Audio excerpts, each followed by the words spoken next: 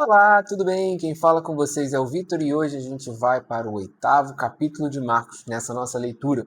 E eu já quero começar papum assim, primeiro verso, primeira história do capítulo 8. Naqueles dias, outra grande multidão se reuniu e mais uma vez o povo ficou sem comida. Mais uma vez, tá? Isso já tinha acontecido antes. Jesus chamou os discípulos e disse: Tenho compaixão dessa gente. Jesus tinha compaixão das pessoas. Isso é muito importante nessa história. Então estão aqui comigo há 3 dias e não têm mais nada para comer. Se eu os mandar embora com fome, desmaiarão no caminho. E alguns vieram de longe. E os discípulos disseram: Como conseguiremos comida suficiente nesse lugar deserto para alimentá-los? E aqui eu queria pausar, e isso eu acho que é o negócio mais fantástico dessa história. Por que eu falei que isso tinha. Não era a primeira vez, né? Mais uma vez o povo ficou sem comida. Porque há 2 capítulos atrás, em Marcos 6, a gente leu o relato da primeira multiplicação de pães e peixes. E aqui a gente está falando da segunda.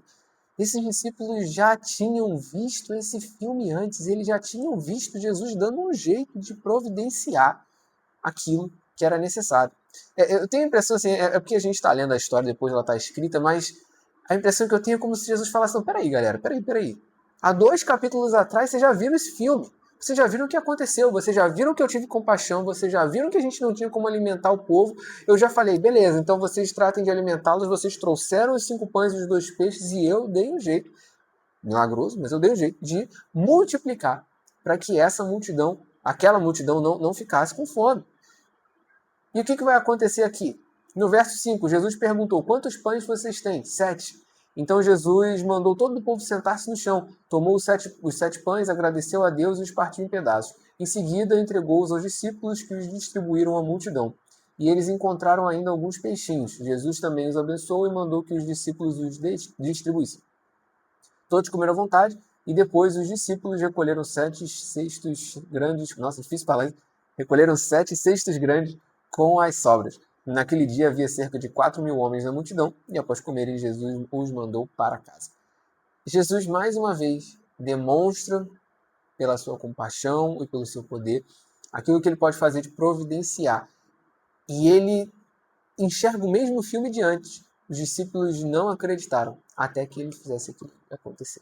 E mais, né? Ele, na verdade, faz um nível de abundância tão grande que sobra. Da mesma forma como sobraram 12 cestos cheios no episódio que Marcos relata no capítulo 6. Isso é tão legal, porque a gente vê que Jesus é compaixão. Ele é cheio de compaixão. Ele entrega aquilo que é necessário e em dose abundante, e a gente tende a sempre, como esses caras aqui, né, como os discípulos, a sempre não acreditar. Isso é muito engraçado, porque é a mesma impressão que eu tenho que acontece hoje. A gente chega numa situação onde Jesus fala: Não, mas você já viu? Eu já fiz isso, eu já fiz parecido, eu já fiz similar, eu já fiz igual, eu já fiz, sei lá, um dia atrás, uma semana, um ano, 10 anos, não sei.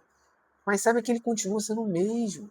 O mesmo Jesus que fez antes, que fez a primeira multiplicação, é o mesmo que faz essa. É o mesmo Jesus da mesma compaixão, é o mesmo Jesus do mesmo poder, é o mesmo Jesus da mesma abundância.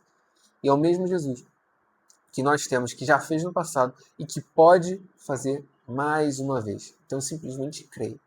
Creia que, mas eu não sei como é que vai ser agora. Tudo bem, mas você não precisa saber como ele vai fazer. O como não é nossa responsabilidade. A nossa responsabilidade é crer e obedecer àquilo que ele fala. Porque ele sabe solucionar os problemas, ele sabe solucionar aquilo que está vendo. Que Deus abençoe a sua vida. Até o próximo dia, até o próximo capítulo que a gente vai ler junto.